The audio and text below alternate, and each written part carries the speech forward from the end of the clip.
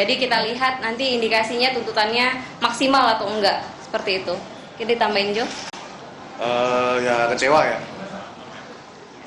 Beberapa menit lalu ketika ditanya sama teman-teman wartawan bagaimana ya kita optimis. Karena sudah terlalu lama juga seperti tadi disampaikan Elisa. 6 bulan. Dan kemarin kita tahu bahwa hari ini tuntutan itu juga diperkuat ada TikTok itu ya Dari Humas. dari Humas bahwa hari ini sidang tuntutan, tetapi ternyata jaksanya belum siap. Dan tadi teman-teman pasti juga lihat ada yang aneh. Biasanya pengacara-pengacara berdua itu komplit dari awal. Seperti udah tahu ya. Hari ini nggak datang. Seperti Udah udah tahu. tahu gitu. Ya ini sih pikiran buruk aja ya. Tapi ya beginilah hukum di negeri ini yang kalau nggak dikawal ya tahu sendiri yang kemarin kasasi aja tiba-tiba bisa di hukuman mati udah jadi seumur hidup, diskon. Kita sebenarnya pengen jaga itu. Nah, teman-teman pasti juga menyaksikan karena setiap sidang ada di sini bagaimana fakta-fakta hukum tentang Mario ini terbuka, bagaimana dia berbohong juga terbuka semua, udah clear gitu loh. Kita sebagai awam yang nggak terlalu ngerti hukum aja memandang bahwa ini harusnya cepat, perkara begini kok. Ini bukan perkara yang kayak mega skandal atau apa, tetapi bisa jadi memang ada mega skandal akhirnya kan. Kita kan jadi berpikiran ke situ. Mana ada kasus penganiayaan yang sampai 6 bulan. Baru kali ini. Dan tiba-tiba hari ini batal. Dan tim hukumnya juga nggak ada semua.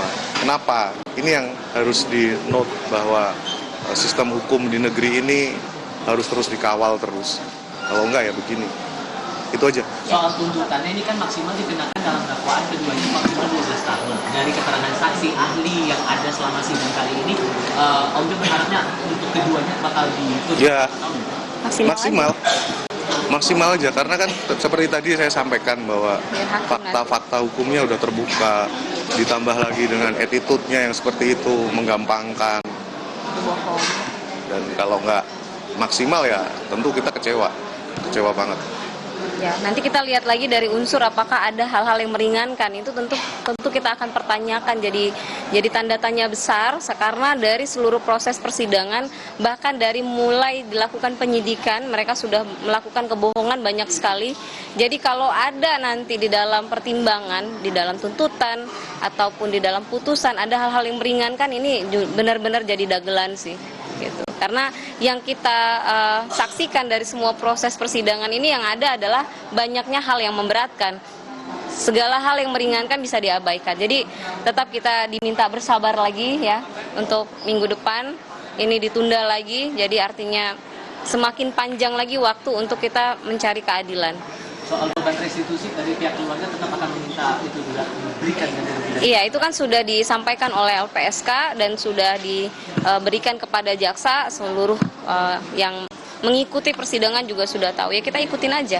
Nanti bagaimana jaksa dan hakim menerapkan restitusi itu ya kita serahkan kepada mereka. Kan restitusi sudah dicantumkan dalam undang-undang. Ya mereka-mereka inilah hakim yang mulia yang memutuskan, jaksa penuntut umum yang memberikan di dalam tuntutan. Mbak Melisa tadi kan kuasa hukum tidak hadir semua. Tadi berarti Mbak menduga kalau misalnya kuasa hukum sudah tahu ini batal tuntutan gitu. Ya asumsi awamnya kita kan begitu. Karena biasanya kan kita tahu. Biasanya rajin banget kesini paling pagi. Gitu. Jadi tiba-tiba tidak ada kan kemudian ditunda seolah-olah mereka udah tahu. Itu kan asumsi kita. Jadi ya. Antar kuasa hukum sama jaksa. Apa? Apakah ada komunikasi? Nah itu mungkin bisa ditanya ke jaksa atau ke kuasa hukumnya. Kalau kita nggak tahu. Makanya kita hanya bisa berasumsi kenapa ketika ditunda ternyata mereka juga tidak hadir gitu. Dan udah diumumkan sama Humas. Ya, dan udah diumumkan. Kemarin diumumin ada tuh di TikTok. Iya. Soal kabar David dan penanganan medis untuk David ini sejauh ini gimana? Masih jalan. Fisioterapi sekarang terapinya tinggal fisioterapi aja. Balikin itu ya motorik. Keseimbangan. Kalau psikolog, kognisi ya sekolah sama psikolog dari KPPA. Itu masih. Terus. Ya. Perkembangan pemulihan lebih perkembangan pemulihannya? Pemulihannya kita masih kontrol, jadi kita belum bisa Seperti yang dibilang memastikan seperti apa, karena brain injury itu kan nggak bisa dilihat dari seperti yang tampak mata ya. Jadi kita masih kontrol, Dokter Tatang juga memantau, juga menjelaskan bahwa tiap bulan harus kontrol terus, belum ada pemberitahuan sampai kapan. Tapi kita hanya dapat progres, walaupun masih kecil banget, tetapi ya kita harus syukuri itu sebagai sebuah keajaiban. Oke. Ya. Kemajuannya misalnya gini, dulu target dia kan kalau yang motorik itu dia harus bisa menyelesaikan sebuah tugas berjalan 24 menit. 24 menit, ketika orang normal itu 24 menit dia akan mengalami perubahan saturasi, perubahan detak jantung. Nah, David ini yang terakhir 18 menit, 18/24. Jadi kalau di persentasi 18/24 itu ya sekitar berapa ya? 70 sampai 80-an lah. Gitu. Dan masih sering kadang short time memory ya, kadang dia suka lupa, pikun Kalau gitu. pikun itu memang agak lama sih itu. Ya, karena kan belum nyambung ya. Ini yang kemarin jelaskan Dokter Tatang, akson yang di penghubung antara otak kanan dan kiri itu ada trauma yang sangat dalam, robeknya, sehingga itu yang menyebabkan dia masih pikun, masih meledak, suka ya itu Melisa lagi yang kena kan, dibacot-bacotin kayak. Untuk kemarin pas video call sama Pak Jokowi nggak kambuh ya, itu agak takut sih. Ya Pak Jokowi menyapa, mendoakan. Musik suka Pak Jokowi suka metal juga ya? Iya, Pak Jokowi suka. Iyalah, aku suka metal kayak kamu juga suka metal. Itu ya teman-teman semuanya. Memantau dari rumah nih harusnya ya. Ini lihat nih pasti. Lihat. Halo, Feb. Tadi dia Enggak sekolah hari ini. sekolah. Tadi dia sempat nanya sih, sidang berapa kali lagi? Mel gitu. Mbak Mel. Iya yang mulia. Jadi enggak kayak anak kecil, Kayak anak kecil. Kekepoannya Jadi itu kita kayak anak bersyukur kecil. juga dengan ucapan terima kasih untuk sekolah juga karena ngasih privilege. Tadi dia pamer, tulisanku udah bagusan kan gitu. Emang ada? Ada, lucu banget. Tunjukin aja. Padahal nggak bagus. Bentar.